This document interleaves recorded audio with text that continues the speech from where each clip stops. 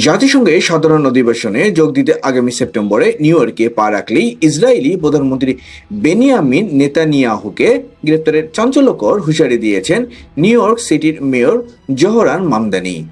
গাজায় যুদ্ধাপরাধের দায়ে আন্তর্জাতিক অপরাধ আদালতে পরোয়ানার ভিত্তিতেই তিনি এই আইনি পদক্ষেপের কথা ভাবছেন। মেয়রের এমন বিস্ফোরক ঘোষণায় বিশ্ব রাজনীতিতে রীতিমতো তোলপাড় এবং চরম উত্তেজনার সৃষ্টি হয়েছে। এই হুঁশিয়ারির কড়া জবাব দিয়ে নেতানিয়াহু দাবি করেছেন মেয়র মামদানি আমেরিকাকেই ঘৃণা করেন। অন্যদিকে জাতিসংঘে নিযুক্ত ইসরায়েলি রাষ্ট্রদূত ড্যানি ড্যানন চ্যালেঞ্জ ছুড়ে জানিয়েছেন যে কোনো মূল্যে অধিবেশনে যোগ দিতে নিউ ইয়র্কে যাবেন নেতানিয়াহু। বিশ্লেষকদের মতে মেয়রের এই অবস্থান মার্কিন রাজনীতিতে বড় পরিবর্তনের ইঙ্গিত দিচ্ছে, কারণ সাম্প্রতিক জরিপে দেখা যায় ডেমোক্র্যাট ভোটারদের 3/4 ইসরায়েলকে সামরিক সহায়তা দেওয়ার ঘোর বিরোধী।